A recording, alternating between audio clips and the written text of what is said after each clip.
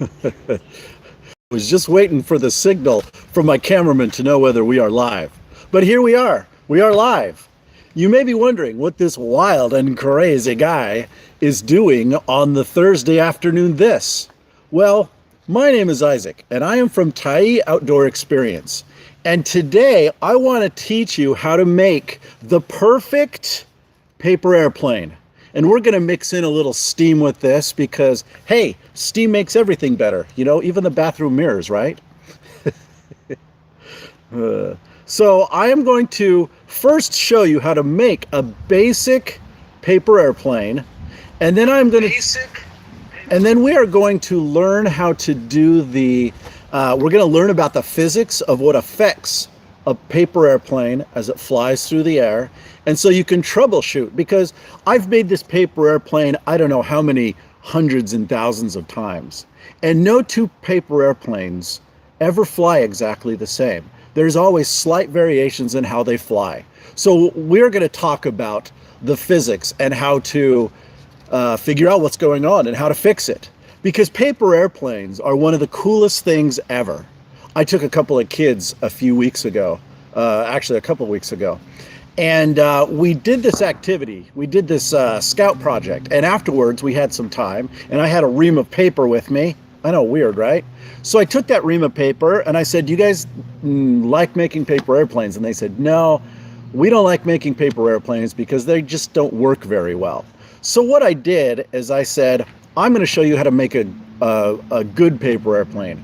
So we went through the steps that I will show you in just a minute. We made these paper airplanes and flew them, and they worked so well. They were hitting the ceiling in the gymnasium, and the kids were loving it. Every time I teach paper airplanes, kids love it.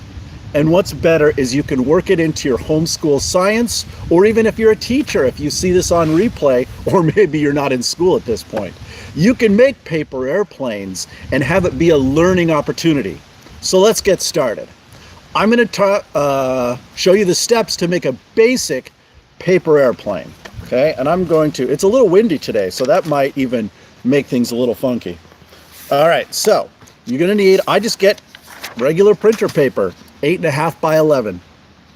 Easy peasy. I think it's just the regular 20 pound or 20 weight paper. Okay, so try not to get it as it's all bent up. Now, one thing about folding, the more precise you are, the better it will be. If you're sloppy with your folds, then paper is really light. And you'll learn that of all the physics that affect an object in flight, weight and size and surface area can have a big effect. So if you've got a paper airplane and you're not folding very precisely, one wing might be a little bit bigger or maybe a little heavier than the other, and it will always fly to one side. Okay, but we'll talk about that later. I just wanted to make sure that you understood. Fold precisely. Don't just go through the sloppy like. This isn't a sloppy Joe. And there goes my paper. Here, let me weight it down with some pink scissors. Okay, so first you are going to take your paper, and we're going to try to move the camera in and out so you won't be able to see my beautiful face the whole time, but you'll be able to see what I'm folding. Cool beans? Okay, so you're going to take your paper and you're going to fold it in half long ways. Now, remember that thing I said about really nice, precise folds? This is one of the most important. Make sure that these edges line up exactly, and make sure that it is a good solid crease, just like this. So here we have it. I just folded it in half just like this. Now this is the same way, this is the same fold that starts probably 90% of paper airplanes. Okay, next I am going to take and I'm going to fold the corner down like this, matching this line up to the center line, okay? So I'm going to do that. And actually, if I show you, maybe we won't have to pan the camera. Okay, okay, so here we go. That's all I did is I took it and I folded it down, and I might try to make sure that this edge right here matches perfectly down the center line. Okay.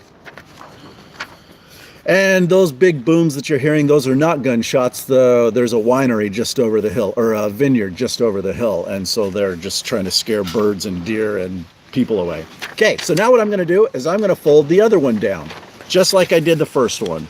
And I'm gonna match them. If you did a nice precise fold on your first time, see, just like this, if it was precise, then those two should meet in the middle, and they should be the same distance down the paper, just like this, okay? Next, I'm gonna take this point, I'm gonna fold it down like this, making sure that this point touches the center line. And you want it so the fold is as close to this as possible, okay? So here I go. I'm folding it down. Kaboom! See that? There we go. So now the point is completely touching, it's right down the center. See how symmetrical that is? If you're a homeschool kid or you're working on a STEAM, there's a math thing. Symmetrical, exactly the same on both sides. Okay, now here is where things begin to deviate for a lot of people. This is why I bring a ruler, and this is where you can work the STEAM into it. Because I want to use a ruler and I want to measure just how far down I'm folding these corners. Because I'm going to take this corner here and I'm going to fold it down, and I'm going to make sure that corner touches the center line, just like that. Okay? So I'm going to do that. And then once again, nice creases. See, I folded it down. Now, I didn't really measure it this time, but this is where maybe you can make here's where the STEAM comes in. This is where you make 4 or 5 copies. And so on this one, I folded that corner so that it was, let's see, 1 3/4 centimeters, okay? Oh, or for all you non-metric people, that is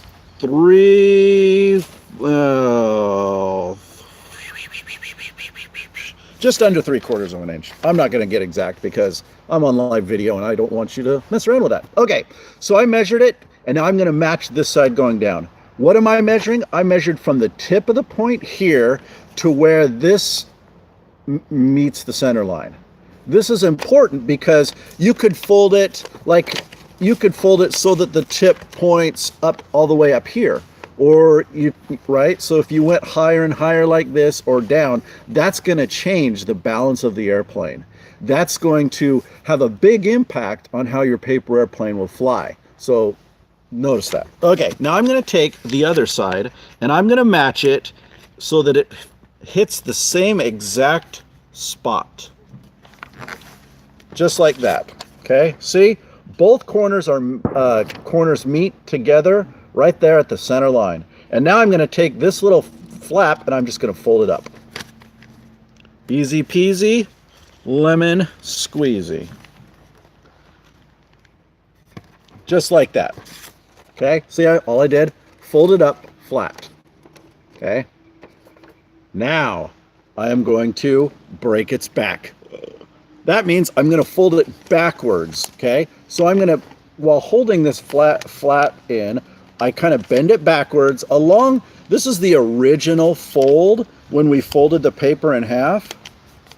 And so now I'm just folding it backwards, and I'm trying to make sure that those two wings match up as best as possible, okay?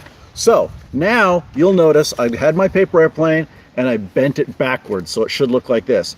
And like I said, the more precise you were, the more it will match all the way along here. Yeah, okay. My cameraman's telling me. Camera person. That's my wife, Stephanie. Say hi, Stephanie. Hi, Stephanie. I taught her that. Anyway, the better your folds are, the more precise, the more they will match up here. And that's what you want, because if when you fold down that center line and one wing is off like this, that's going to have a huge impact. And I'm guessing that your paper airplane is going to fly like crud. Oh, I'm on live video. I probably shouldn't say crud, should I? It'll fly like a wet goose in a tornado. Okay, now what we're going to do is we're going to take this line right here and we're going to fold it down so that it matches up with the bottom of the plane right here. Okay, this I'm going to fold down and so it matches up there. So here we go. Once again, I want it to match up as closely as stinking possible, just like this, right? So I was up and then I folded it down, and now you'll see both edges match perfectly. And now I'm going to flip it over and repeat with the other side. Okay, as I said before, okay, we're trying to have a symmetrical paper airplane. You'll know you did a good job when you look at it from the top and see how they meet right here. See how both wings are flush. Sometimes I'll fold them and I'm not real careful, and maybe one side will be, though I don't know how well you can see that on the camera, but maybe one wing's a little higher than the other one. But this one turned out pretty awesome sauce. I'm going to pat myself on the back. I can't hardly reach my back though. Okay, so I did a good job, but that doesn't guarantee this thing's going to fly. Because here's where the science comes in. There are four things or four forces that act upon an object in flight, like a paper airplane. Okay, so when I throw this paper airplane, there are four things that are happening to it. The first thing is gravity. Now, gravity, as you all know, is that force that pulls everything towards the center of the earth. Basically, it's what makes everything fall down, right? Like this pair of scissors, okay? Affected by gravity, falls down, okay? So that's the first thing. Without gravity, obviously, this thing would just be floating around in space all the time. Just like when you throw a ham sandwich into space. If you're in space and you were holding a ham sandwich and you just let go, you just kind of chill out there. But this isn't a ham sandwich and we're on Earth. So gravity is affecting this object as it bringing it towards the ground. Okay, that's number one. Number two is friction. Now, friction is the force, or friction basically is when you have molecules that are rubbing against each other. Either one of them is moving and one's rubbing against it, or they're both moving in opposite directions, or maybe not quite opposite directions. Friction is the collision of molecules, and that collision of molecules changes the direction of an object in flight.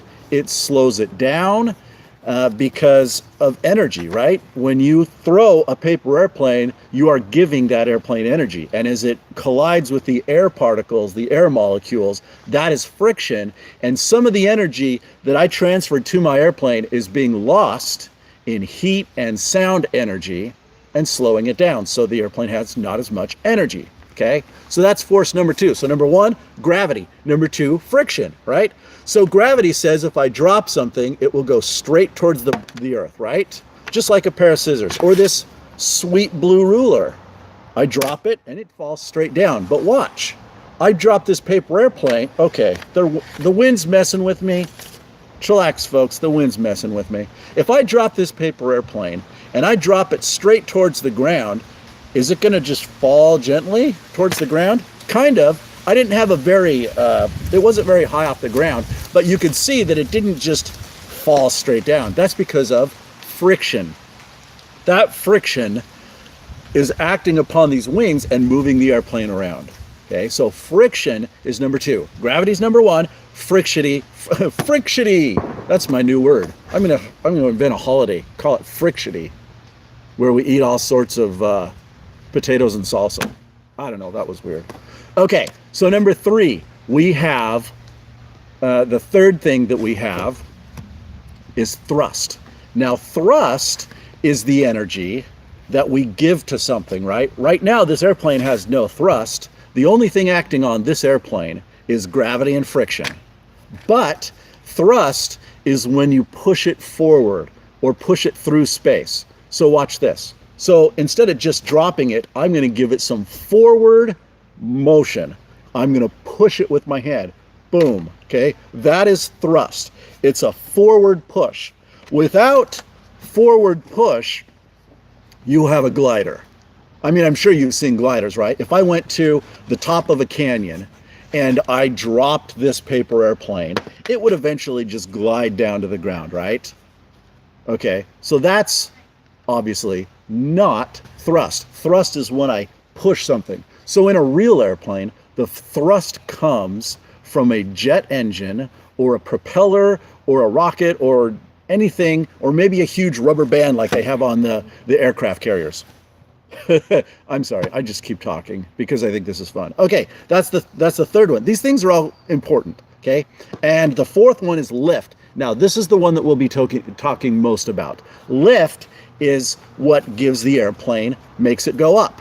Now, there's two ways to describe lift, or two things that contribute to making an airplane go up rather than down, okay? Lift is the upward motion of an object through space. So there's two things, or two principles we talk about. There's Bernoulli's principle, which I just slaughtered that name, so sorry folks if you go look it up. That is where the shape of the airplane's wing, if you notice, it's larger on top than it is on the bottom, and it generally makes this curve.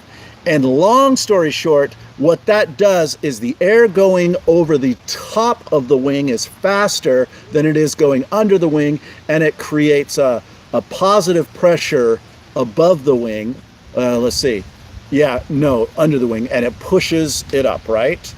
Then your second one, and this is the one, because we're not messing, our airplane wings are flat with paper airplanes. So that was just for informational purposes only. Now, angle of attack. This is kind of a principle of friction, right? Angle of attack. Have you ever gone outside and stuck your hand out the window of the car when you're driving really fast, right? So you ever done this and you're like cruising in your minivan and you stick your hand out the window, right? Am I still in the frame? Cruising in the minivan, right? You're listening to some sweet beats and you stick your hand out the window. And if you take your hand, right, and you hold it flat, it kind of tends to stay there, doesn't it? Right? If it's parallel to the motion of air. But if you lift your hand even a little bit and all the air is coming this way, this is angle of attack. So this wind hits the underside of the wing, and when two things collide, they're going to go off in equal directions, of equal and opposite directions, right? So it will come, the air will hit the wing this way and go down, and your hand will go up. That's why when you're putting your hand in the wind out of the car and you hold it, it tends to push it up. But if you push your hand down, now the wind is doing the opposite. It's hitting your hand and going up and pushing your hand down. That is angle of attack. And that is important because with our paper airplanes, see our wings here, right? So if I push this paper airplane just like this, we can expect the paper airplane to gently just fly like this. But because there's gravity, it's going to fly and go down. If we were to, when we threw our paper airplane, if we were to push it like this, it's just like your hand. See, now it's pointed down, it's going to go crashing into the ground. And likewise, if it's pointed up, then it will fly up. Okay, all these things are important as we try to figure out what happens when you throw a paper airplane. So now I've built this basic design. You'll notice this is my finished product of a different one. This one has a tail. There's lots of things you can do with it, and that's your STEAM project if you want to go a little bit further. But I'll show you what the little fin does here in a second. Okay, cameraman. Now we're gonna fly some paper airplanes. Okay. Are we cameraing this way? Okay, so we're gonna just rotate around here. Come on with me, folks. Yeah, we're kind of ghetto here in the park in Oregon, Douglas County. Okay, so now I've got the paper airplane. I'm gonna wait for the camera to get fixed. I've got this paper airplane, right? I haven't tested it yet. I just folded it. You watched me. So I'm gonna throw it, and I'm not sure how much of the flight you're gonna see, so we'll try to talk you through it. I'm just gonna throw it out this way. And there's a lot of wind, so we'll see what happens. So I throw the paper airplane. Oh, it went kaboom. Aww, yep, sad. He died. Sad down there. Okay, let's try that one more time. there was a big gust of wind. I want to make sure that we're not having the wind. Ideally, when you're testing and designing paper airplanes, you want to have a nice calm day because the wind can confuse you as to what's really going on. Okay, here we go. It seems kind of calm. I'm going to throw it again. Okay, see, that one was much better. That one, wowzers.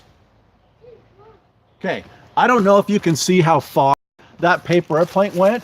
Sydney, my friend Sydney is going to run and grab it for us. Sydney's going to run over there and grab the paper airplane, and she's going to bring it back. Now, the first time we had a gust of wind, angle of attack, right? Remember that? You're really shadowed. Am I in the big shadows? Okay, so that first time that I threw it, a big gust of wind hit it, and it went straight up, stalled, and then crashed into the ground. Thank you, Sydney.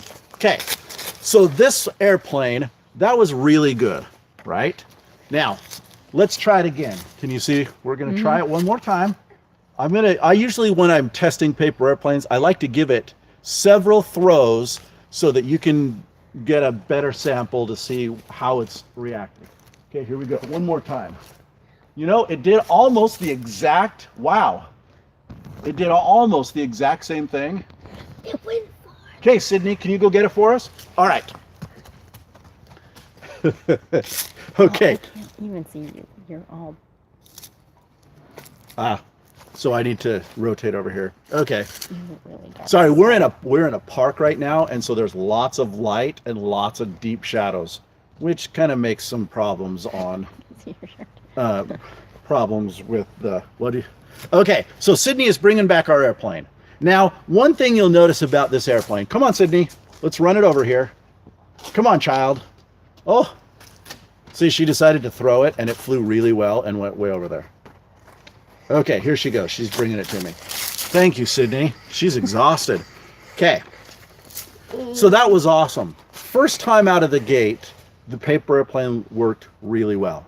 Now let's try something. Here's where the steam comes in. So this paper airplane is not a distance one. This is a trick paper airplane. In other words, when I threw it, it went up really high and then basically would glide pretty far that way. So this airplane has a lot of lift. Now, how do you affect lift in a paper airplane? That's probably what you're all asking. Okay, so lift, to make lift on an airplane, right? When you throw it, it's all about the weight and where the weight on the paper airplane is. Remember when we were at this point before we folded up the tab, right? Remember when we were talking about measuring the distance from here to here? Well, this is a big way that you affect the lift of an airplane, right? Because the angle of attack, right? If your weight, paper airplane it has a lot of weight in the back, what's that going to do? When you throw it, the back is gravity's going to make it go down, and it's going to go up really sharply. This airplane has a lot of lift, and in fact, I feel it has more lift than I would like, than I personally like in my paper airplanes. So why did it have so much lift? Because the weight is in the back, because these things were folded down more down towards the bottom. If, for example, when I folded a paper airplane and I put these corners like way up here, that's going to put a lot more of the weight on the front of the airplane. And so when you throw that airplane with so much forward weight, then what it does is it tends to bring the nose down, and once again, angle of attack, right, hits the airplane and drives it into the ground. So the designing of a good airplane all comes down to where you fold, where you put your center of mass. Do you want your paper airplane? So if you're designing a paper airplane and you want tricks, you want to do lots of loops and twirls and fly, have lots of lift like that, then you're going to want a lot of your weight towards the back of the airplane. You can even do this, make a paper airplane, and then put a paper clip on the back and see what happens. See how that affects, and it drags the back down. Or what I suggest is make a whole bunch of paper airplanes and vary the distance from the point that you connect these two, right? So have it where these corners maybe connect up here. Have other ones so they're down here. Anyway, so that's lift. That's how you know about lift. Now I'm going to put a tail in, and we're going to see what happens with the tail. So what I did, okay, what I did is I just basically cut about 3/4 of the way up, just like that, and then I'm going to fold it up. What does this do? Well, this actually gives an airplane more stability when it flies, and it also changes the weight distribution on the airplane. So here we go. I'm going to try throwing this airplane again, and we're going to see how that little tail changed the flight. And there it goes. Follow that one. That one. Oh man, that one's up in the tree. It's a good thing I have a spare. So what did you notice about that? That airplane, it basically did circles above us and flew into the tree. But you didn't notice that. Yeah, I know. I'm explaining it because you can't see what it did. All right, so sometimes you may make a paper airplane. Oh, Sydney climbed the tree like a monkey and pulled it down. So sometimes you may make it a paper airplane and it's diving to the ground. So what do you think happened? Well, once again, that's the weight distribution. It's probably on the front. Or maybe your airplane always veers off to the left or veers off to the right. Then that means that your weight is on the right or the left. So those are the physics, and that's... Come over here if you're yeah, let's transition back to the table.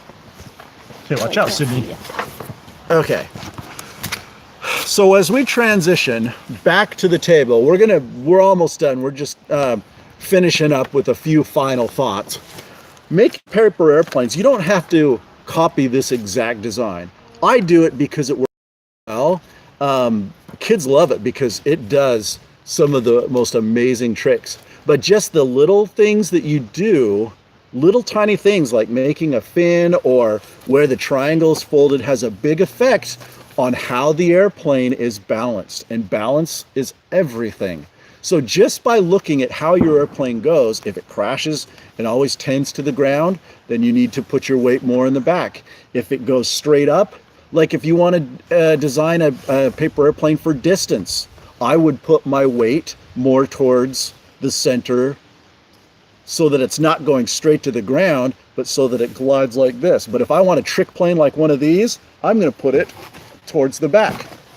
Yep, and there goes that one. That one goes like to the same spot like every time. Okay. I hope this was a nice, fun, informative thing, especially if you're a homeschool mom or child and you want to make the most awesome paper airplanes in the world. Thank you, Sydney. My kids beg for paper airplanes like nearly every day. It's so fun. And as I showed you, there is a STEAM component to this, a design investigation that you can work into a lesson plan where you build the paper airplanes and you work with the 4 different forces and you talk about them and then you experiment. One more thing I didn't show you is fins. Okay, you've got a fin on the back, but like this. See this? How I folded that down. You can fold them down or up. You can just fold one of them and see what that does, and take lots of notes. This is Isaac Ashby. Take some paper. It's cheap. Take it outside. Fold some paper airplanes, learn about the physics of it, and it will become so much more meaningful. I hope you enjoyed this video today about flying and designing and building the perfect paper airplane. If you liked it, put a thumbs up. Like our channel or subscribe to our channel as we come out with all sorts of science videos and cool fun things that we are doing. And check out our website at www.taioutdoorexperience.com, and you will see all sorts of fun stuff that we have. This is Isaac Ashby saying so long, folks. I'll get 'em.